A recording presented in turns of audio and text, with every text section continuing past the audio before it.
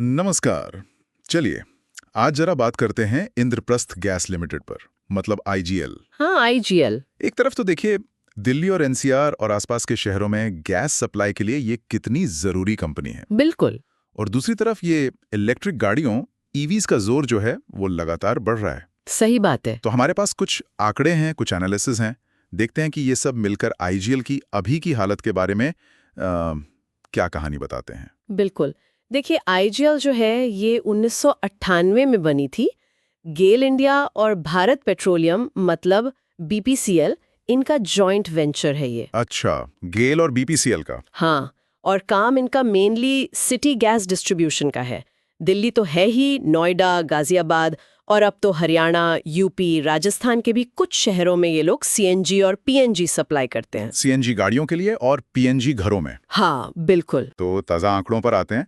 आज मतलब 16 जून 2025 शेयर का भाव 210 रुपये 41 पैसे के आसपास है और एक ही दिन में करीब 5.80% की तेजी, वो भी अच्छे वॉल्यूम के साथ। हाँ, वॉल्यूम भी ठीक ठाक था आज। तो ये अचानक तेजी क्यों? कोई खास खबर?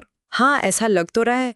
अभी हाल में दिल्ली सरकार की एक योजना की बात चल रही थी ना, हाँ, कि वो पेट्रोल, डीजल, यहाँ तक कि सीएनजी गाड़ियों से भी इलेक्ट्रिक गाड़ियों पर स्विच करना आसान बनाएगी। अच्छा, ईवीज को बढ़ावा देने के लिए। एग्जैक्टली। तो अक्सर ऐसी पॉलिसी खबरें जो होती हैं वो इन गैस कंपनियों के शेयरों पर सीधा असर डालती हैं। हो सकता है ये उछाल उसी वजह से हो। दिलचस्प है।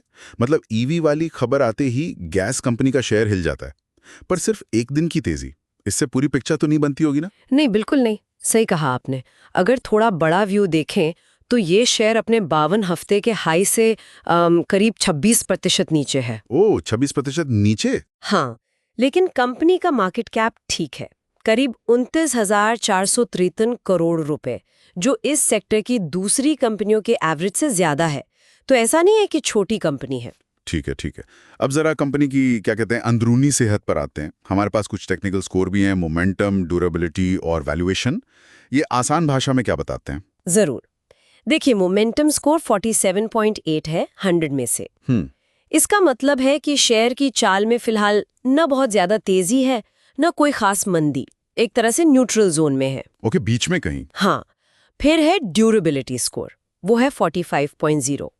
ये कंपनी की लॉन्ग टर्म स्टेबिलिटी, मतलब उसकी माली हालत कितनी मजबूत है, कर्ज कितना है, प्रॉफिट कितना टिकाऊ है, ये सब देखता है। तो 45 का स्कोर मतलब ठीक ठाक, ना बहुत ज्यादा मजबूत, ना बहुत कमजोर, मीडियम। ठीक है, मीडियम।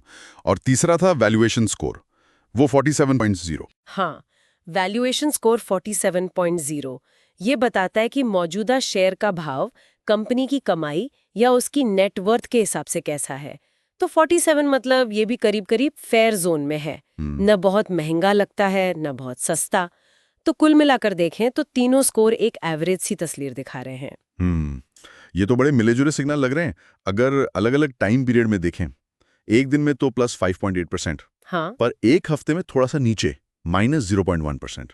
एक महीने में फिर ऊपर प्लस 2.7%, और एक तिमाही यानी 3 महीने में तो बढ़िया प्लस 13.8% की बढ़त है। हाँ, 3 महीने में अच्छा चला है। लेकिन फिर साल भर का हिसाब देखें तो -12.8%, मतलब नीचे है। बिल्कुल। जबकि 3 साल में प्लस 18.4% ऊपर। अरे वाह, मतलब निवेशकों के लिए तो ये काफी उतार चढ़ाव वाला मामला रहा है। बिल्कुल, ये मार्केट की वॉलेटिलिटी और हाल की खबरों का असर दिखाता है।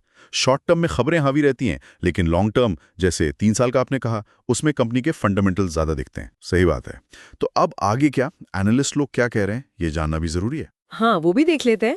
हमारे पास करीब 30 एनालिस्ट की राय का एवरेज है और वो ओवरऑल बाय यानी खरीदने की सलाह दे रहे हैं। अच्छा, 30 एनालिस्ट कह रहे हैं खरीदो, ये तो काफी पॉजिटिव साउंड करता है। लेकिन क्या वो शेयर में बहुत बड़ी उछाल एक्सपेक्ट कर रहे हैं? यहाँ थोड़ा कैच है। देखिए, रेटिंग तो बाय है, लेकिन उनका जो एवरेज टारगेट प्राइस है अगले 1 साल के लिए, वो करीब 225 रुपए है। 225 रुपए? हाँ, जो अभी के भाव 210 के आसपास से सिर्फ करीब 7% ही ऊपर है। सिर्फ 7%? हाँ, तो सलाह खरीदने की है, पर अपसाइड पोटेंशियल बहुत लिमिटेड दिख रहा है उनके हिसाब से। ये तो थोड़ा अजीब है। खरीदो बोलो, पर ये भी बोलो कि ज्यादा बढ़ेगा नहीं। क्या हाल के तिमाही नतीजे कुछ इशारा कर रहे हैं? मार्च 2025 वाली तिमाही कैसी रही? देखिए, मार्च 2025 तिमाही के नतीजे भी इसी मिली-जुली कहानी को एक तरह से कंफर्म करते हैं। कंपनी का रेवेन्यू मतलब कुल कमाई वो तो साल दर साल 9% बढ़ी है। अच्छा, रेवेन्यू बढ़ा है। हाँ, बढ़कर 4041 करोड़ हो गया। ये अच्छी बात है। लेकिन उसी दौरान कंपनी का नेट प्रॉफिट यानी शुद्ध मुनाफा वो 8.8% गिर गया। अरे, कमाई बढ़ी पर मुनाफा घट गया। हाँ, घटकर 349 करोड़ रह गया। इसका मतलब क्या हुआ? लागत बढ़ गई गैस की, या फिर दाम नहीं बढ़ा पाए ये लोग? ज्यादा संभावना यही है कि या तो लागत का दबाव रहा होगा या शायद कंपटीशन की वजह से मार्जिन पे प्रेशर आया हो, मुनाफा मार्जिन कम हुआ है। हालांकि एक पॉजिटिव चीज ये है कि अगले फाइनेंशियल ईयर मतलब FY26 के लिए EPS यानी अर्निंग्स पर शेयर में 9.2% की ग्रोथ की उम्मीद की जा रही है। अच्छा, तो आगे शायद हालात सुधरे। हाँ, ऐसी उम्मीद है। कुल मिलाकर IGL की तस्वीर काफी, क्या कहेंगे, कॉम्प्लेक्स है। हाल में स्टॉक चला है, रेवेन्यू बढ़ा है, लेकिन साल भर का ट्रैक रिकॉर्ड देखे तो कमजोर है।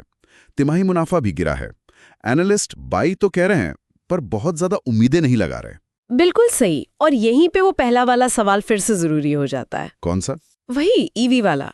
हमने देखा कि दिल्ली सरकार की ईवी पॉलिसी की खबर से ही शेयर कैसे रिएक्ट करता है।